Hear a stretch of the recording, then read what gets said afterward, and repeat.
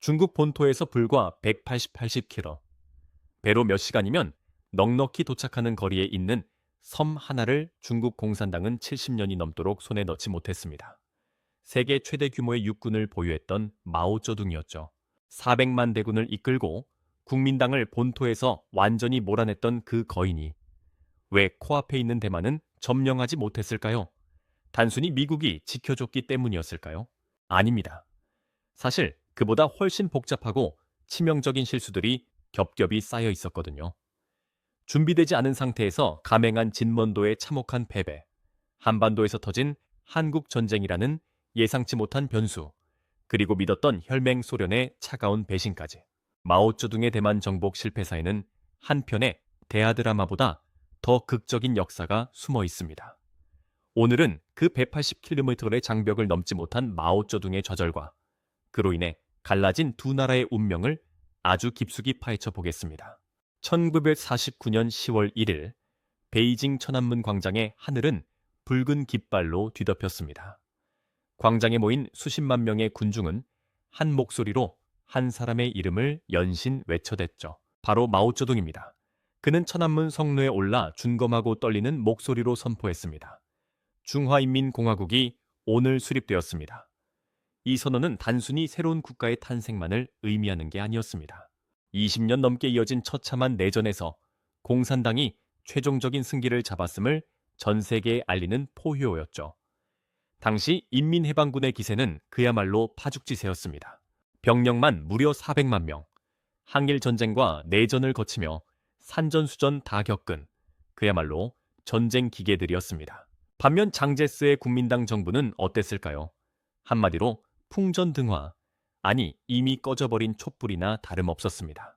요소회전, 화이하이 전투 같은 굵직한 싸움에서 전개 병력을 죄다 잃어버리고 폐잔병들만 남은 상태였거든요. 장제스는 절망적이었습니다. 대륙에서의 패배를 인정하고 남은 병력과 금괴, 그리고 중국의 영혼이라 불리는 수만 점의 문화재를 배에 실어 대만으로 도망치듯 떠났습니다. 당시 장제스가 대만으로 옮긴 금의 양만 해도 수백 톤에 달했다고 해요. 대만으로 가는 배 안에서 장제스는 무슨 생각을 했을까요? 아마도 다시는 돌아가지 못할지 모른다는 공포와 언젠가는 복수하겠다는 일말의 희망이 뒤섞여 있었을 겁니다.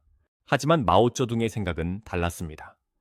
그에게 대만은 정복해야 할 영토라기보다 그저 다 익어서 떨어지기 직전의 열매 같은 존재였습니다.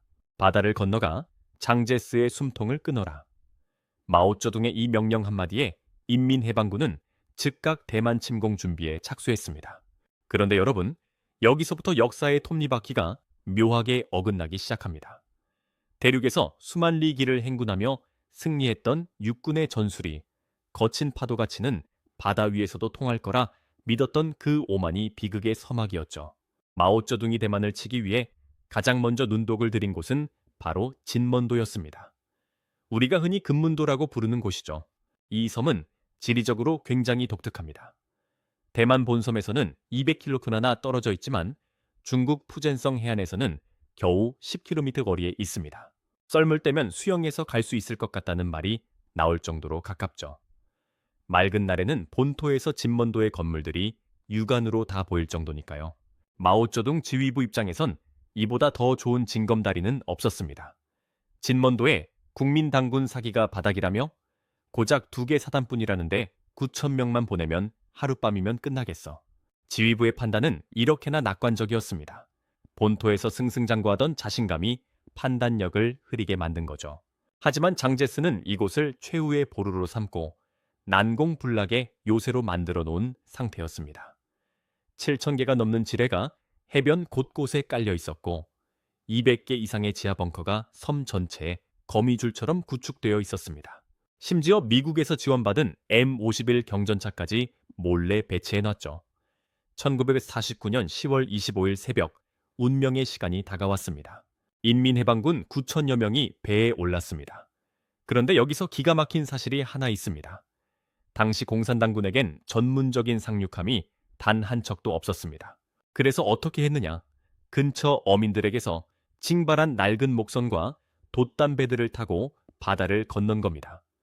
세계 최강의 육군이 나무배를 타고 상륙 작전을 감행한다니 이건 현대 전쟁사에서도 보기 드문 무모한 도박이었습니다. 더 큰 문제는 이들이 조수간만의 차라는 바다의 생리를 완전히 무시했다는 겁니다. 새벽 어둠을 틈타 일부 병력이 해변에 발을 디뎠을 때까지만 해도 분위기는 나쁘지 않았습니다. 그런데 날이 밝아오면서 썰물이 시작된 겁니다. 해변에 정박해 있던 수백 척의 목선들이 썰물에 밀려 나가지 못하고 모래사장에 그대로 좌초되어 버렸습니다. 후속 부대를 태우러 돌아가야 할 배들이 진흙탕에 박혀 꼼짝달싹 못하게 된 거죠. 국민당 공군과 해군은 이 기회를 놓치지 않았습니다. 좌초된 배들을 향해 무차별 폭격을 퍼부었고 해변은 순식간에 불타는 나무 조각과 시신들로 뒤덮였습니다. 후속 지원이 완전히 끊긴 일진 상륙부대 9,000명은 그야말로 고립무원의 상태가 되었습니다. 탄약도 안 오고 식량도 없고 부상자를 실어 나를 배도 없었습니다. 그들은 섬에 갇힌 채 국민당의 전차와 맞서 싸워야 했습니다. 인민해방군 병사들은 대단했습니다. 맨몸으로 전차에 달려들고 끝까지 저항했죠. 하지만 총알이 떨어진 소총으로 철갑을 두른 전차를 막을 수는 없었습니다. 전투는 사흘간 이어졌지만 결과는 참혹했습니다. 3,000명이 전사하고 5,000명 이상이 포로로 잡혔습니다. 본토로 살아 돌아간 병사는 사실상 없었습니다. 마오쩌둥에게 이 소식은 거대한 망치로 머리를 엇맞은 것과 같은 충격이었습니다. 우리가 어떻게 그 작은 섬 하나를 못 이기느냐. 마오쩌둥은 분노했지만 핵심 원인은 명확했습니다. 해군이 없었다는 거죠. 아무리 육군이 강해도 바다를 건너야 하는 작전에서는 해상 전력이 필수라는 걸 뼈저리게 깨달은 겁니다. 마오쩌둥은 이 패배 이후 대만 침공 계획을 전면 재검토하기 시작했습니다. 이번엔 실수하지 않는다. 소련에서 군함을 사고 해군을 제대로 키워서 1950년 여름에는 반드시 대만을 점령하겠다. 마오쩌둥은 전국에서 자원을 긁어모아 해군 건설에 투입했습니다. 소련 장교들을 불러와 조종사들을 훈련시키고 상륙함을 건조하는 데 총력을 기울였죠. 실제로 1950년 6월 초가 되자 중국 동남부 해안에는 수십만 명의 전개 부대와 함선들이 대기하고 있었습니다. 전 세계 언론은 이제 대만의 운명이 며칠 남지 않았다고 보도했죠. 장제스조차 유서를 써놓고 마지막을 준비하고 있었을 정도였습니다. 그런데 여러분, 역사는 참으로 얄궂습니다. 마오쩌둥이 복수의 칼날을 거의 다 갈았을 무렵 대만과는 수천 킬로미터 떨어진 한반도에서 총성이 울려 퍼집니다. 1950년 6월 25일 새벽 4시 김일성의 남침으로 시작된 한국 전쟁입니다. 이 전쟁은 마오쩌둥이 전혀 예상하지 못한 변수였고 대만 문제의 판도를 완전히 뒤흔들어 놓았습니다. 원래 미국은 대만에 별로 관심이 없었습니다. 당시 트루먼 대통령은 대만은 중국의 내전일 뿐이라며 개입하지 않겠다고 선언까지 했었거든요. 장제스 정권이 너무 부패했다는 이유로 버리는 카드 취급을 했습니다. 그런데 한국 전쟁이 터지자 미국의 생각이 확 바뀌었습니다. 이건 단순한 내전이 아니다. 공산주의가 아시아 전체를 먹으려는 신호탄이다. 도미노 이론이 미국 수뇌부를 강타한 거죠. 전쟁 발발 이틀 만인 6월 27일 트루먼 대통령은 역사적인 명령을 내립니다. 제7함대를 대만 해협에 파견하라. 항공모함과 수십 척의 군함을 거느린 미 해군 최강의 함대가 대륙과 대만 사이의 바다를 가로막아 선 겁니다. 마오쩌둥에겐 청천벽력 같은 소식이었죠.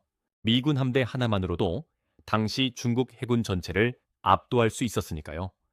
이제 대만을 치려면 미국과 전면전을 벌여야 하는 상황이 된 겁니다. 마오쩌둥은 분노를 사겨야 했습니다. 게다가 설상가상으로 한국 전쟁의 전환기 심상치 않게 돌아갔죠. 유엔군이 인천 상륙 작전으로 북한군을 몰아내고 압록강까지 밀고 올라오자 마오쩌둥은 선택의 기로에 섰습니다. 대만을 정복할 것인가? 아니면 한반도에 참전해 순망치 않의 위기를 막을 것인가? 결국 마오쩌둥은 대만 침공을 위해 아껴두었던 수십만 명의 전개 병력을 한반도로 보냈습니다. 대만 정복의 꿈을 뒤로 미룬 채 말이죠. 이 결정으로 마오쩌둥은 대만을 잃었고 소중한 아들 마오아닝마저 한국 전쟁터에서 잃게 됩니다. 역사의 물줄기가 완전히 뒤바뀌는 순간이었습니다. 한국 전쟁이 끝났을 때 대만은 미국의 강력한 원조를 받아 난공불락의 섬이 되어 있었고 대만 해협은 건너갈 수 없는 강이 되어버렸습니다. 자, 여기서 끝이 아닙니다. 마오쩌둥은 포기하지 않았거든요. 1954년 한국 전쟁의 여운이 가시기도 전에 그는 다시 한번 대만을 압박하기 시작합니다. 이번엔 직접 상륙이 아니라 포격전이라는 새로운 전술을 들고 나오죠. 그런데 여기서 마오쩌둥은 또 한 번 거대한 벽에 부딪힙니다. 바로 인류가 만든 가장 무서운 무기, 핵무기의 공포였습니다. 한국 전쟁이 1953년 휴전으로 일단락되자 마오쩌둥의 시선은 다시 남쪽 바다 대만으로 향했습니다. 3년이라는 시간 동안 대만은 완전히 다른 곳이 되어 있었어요. 미국의 막대한 자본과 무기가 쏟아져 들어갔고 장제스의 국민당군은 본토에서의 패배를 거울 삼아 혹독한 재건 과정을 거쳤거든요. 마오쩌둥은 생각했습니다. 이제는 전면적인 상륙 작전보다는 잽을 날리듯 외곽의 작은 섬들부터 하나씩 깎아내야겠다. 그렇게 1954년 9월 제1차 대만해협 위기가 시작됩니다. 인민해방군이 진먼도를 향해 수만 발의 포탄을 퍼붓기 시작한 거예요. 이번엔 단순히 섬을 뺏겠다는 목적도 있었지만 더 큰 의도는 따로 있었습니다. 바로 미국이 정말로 대만을 위해 피를 흘릴 준비가 되어 있는가를 시험해 보는 거였죠. 당시 미국의 아이젠하워 대통령은 고민에 빠졌습니다. 한국 전쟁이 끝난 지 얼마 안 된 시점에서 또다시 아시아에서 전쟁에 휘말리는 건 정치적으로 큰 부담이었거든요. 하지만 미국은 예상보다 훨씬 강경하게 나왔습니다. 1954년 12월 미국과 대만은 상호 방위 조약을 체결합니다. 이건 마오쩌둥에게 보내는 아주 명확한 경고장이었어요. 대만을 건드리면 미국과 전쟁이다 라는 선언이었죠. 게다가 미국 의회는 포모사 결의안이라는 것을 통과시켰는데 이게 정말 무시무시했습니다. 대통령에게 대만 방어를 위해 필요한 모든 수단, 즉 핵무기 사용권까지 사실상 위임해버린 거예요. 여러분 당시 중국의 상황을 한번 떠올려 보세요. 중국은 핵무기가 단 한 발도 없었습니다. 반면 미국은 이미 수백 개의 원자폭탄을 보유하고 있었죠. 아이젠하워는 공개적으로 중국 본토의 공군 기지에 핵 공격을 가할 수도 있다며 으름장을 놓았습니다. 마오쩌둥은 겉으로는 핵무기는 종기호랑이다 라며 큰 소리를 쳤지만 내부적으로는 엄청난 압박감을 느꼈습니다. 결국 마오쩌둥은 1955년 5월 슬그머니 포격을 중단하고 협상 테이블로 나옵니다. 핵무기라는 절대적인 힘 앞에 일단 무릎을 굽힌 셈이었죠. 그런데 여기서 정말 흥미로운 지점이 있습니다. 마오쩌둥은 이 굴욕을 겪으며 결심합니다. 남에게 빌려온 평화는 진짜가 아니다. 우리도 우리만의 원자폭탄이 있어야 한다. 이때부터 중국의 핵개발 프로젝트가 본격적으로 궤도에 오르게 됩니다. 그런데 핵을 만드는 게 어디 쉬운 일인가요? 수조 원의 예산과 최고의 과학자들이 필요했습니다. 그래서 마오쩌둥은 당시 공산권의 맹주였던 소련의 흐르쇼프에게 손을 내밉니다. 동지, 우리에게 핵기술을 좀 나눠주시오. 흐르쇼프는 고민 끝에 기술 지원을 약속했습니다. 소련의 기술자들이 중국으로 건너왔고 우라늄 농축 시설이 세워졌죠. 마오쩌둥은 이제 핵만 있으면 대만을 정복할 수 있을 거라 믿었습니다. 그렇게 자신감을 충전한 마오쩌둥은 1958년 다시 한번 사고를 칩니다. 역사에서 진먼 포격전이라고 부르는 제2차 대만해협 위기입니다. 1958년 8월 23일 오후 5시 30분 푸젠성 해안에 배치된 인민해방군의 대포 수백 문이 일제히 불을 뿜었습니다. 첫날에만 5만 7천 발의 포탄이 진먼도라는 작은 섬에 쏟아졌어요. 섬 전체가 연기와 불꽃으로 뒤덮였고 통신은 끊겼으며 보급로도 차단되었습니다. 마오쩌둥은 이번엔 확실히 끝장을 보겠다는 심산이었죠. 포격은 2달 넘게 이어졌고 총 47만 발이라는 전무후무한 기록을 남겼습니다. 이건 단위 면적당 쏟아진 포탄 수로 따지면 세계 전쟁사에서도 손꼽히는 수준이었어요. 하지만 여기서 예상치 못한 변수가 터집니다. 바로 하늘의 전쟁에서 말이죠. 중국 공군은 소련에서 들여온 미그 17 전투기를 앞세워 대만 해협의 제권권을 장악하려 했습니다. 대만 공군은 미국의 세이버 전투기로 맞섰죠.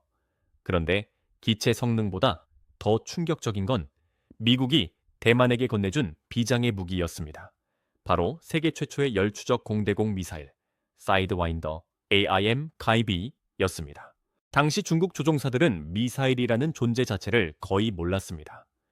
그저 기관총 사거리 밖에서 적기를 쫓고 있었는데 갑자기 뒤에서 하얀 연기를 내뿜으며 날아온 무언가가 동료기를 박살내버리는 걸 목격한 겁니다.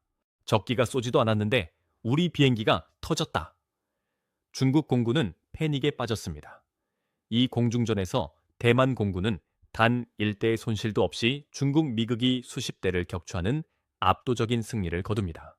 심지어 이때 아주 기막힌 에피소드가 하나 있습니다. 대만군이 쏜 사이드와인더 미사일 한 발이 중국 미국기의 동체에 박혔는데 이게 터지지 않은 거예요. 중국은 이 불발탄을 애지중지 회수해서 소련으로 보냈습니다. 소련 기술자들은 이걸 뜯어보고는 세상에 미국 놈들이 이런 걸 만들었단 말인가 하며 감탄했죠. 결국 소련은 이 미사일을 역설계해서 자신들만의 미사일을 만들게 됩니다. 마오쩌둥의 패배가 의도치 않게 소련의 기술 발전에 기여한 꼴이 된 거죠. 하지만 전장에서 마오쩌둥의 좌절은 깊어만 갔습니다.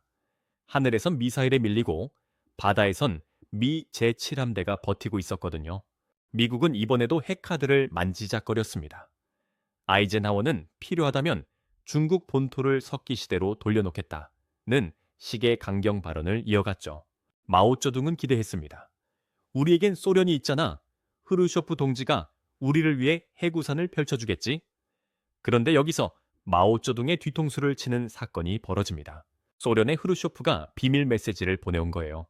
내용은 이랬습니다. 동지, 우리는 미국과 핵전쟁을 벌일 의사가 전혀 없소. 적당히 하고 멈추시오. 혈맹이라 믿었던 소련이 결정적인 순간에 발을 뺀 겁니다.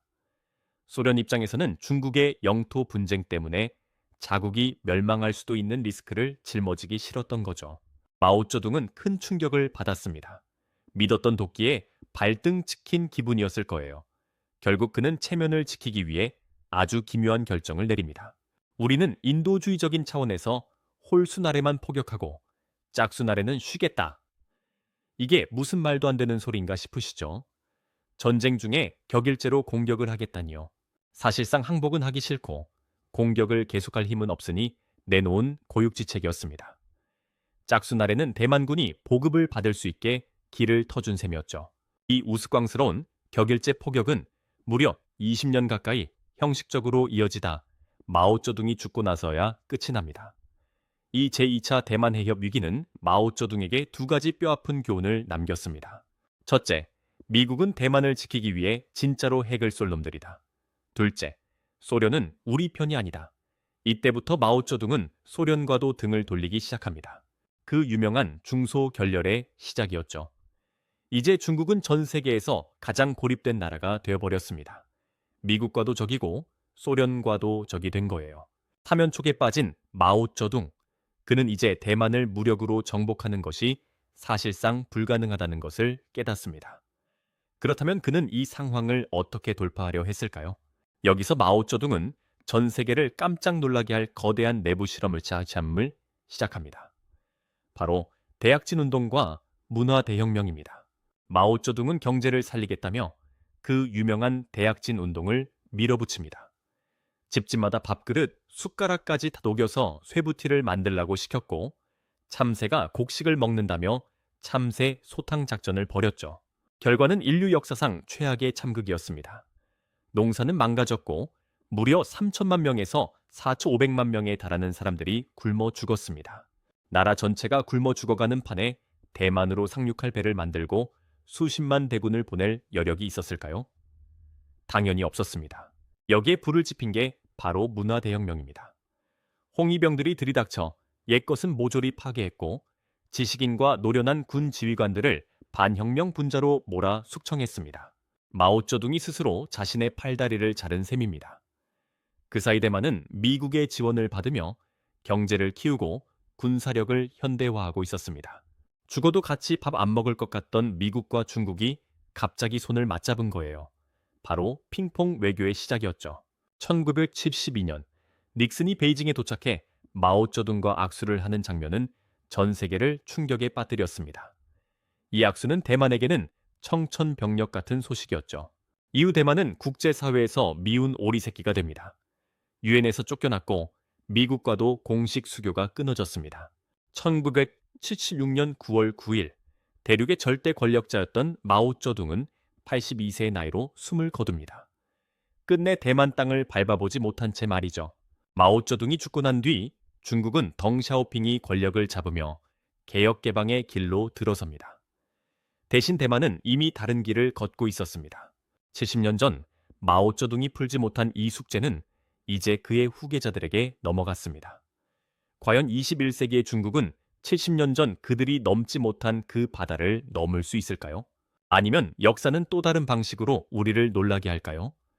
지금까지 긴 시간 동안 마오쩌둥과 대만의 엇갈린 운명을 함께 추적해 보았습니다.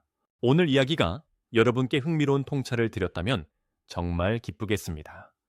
마오쩌둥의 실패와 대만의 생존, 여러분은 이 역사를 보며 어떤 생각이 드셨나요? 여러분의 소중한 의견을 댓글로 남겨주시면 하나하나 정성껏 읽어보겠습니다. 오늘 영상이 유익했다면 구독과 좋아요, 알림 설정까지 꼭 부탁드리고요. 저희는 다음 시간에 더 깊이 있고 흥미로운 역사 이야기로 돌아오겠습니다. 시청해 주셔서 감사합니다.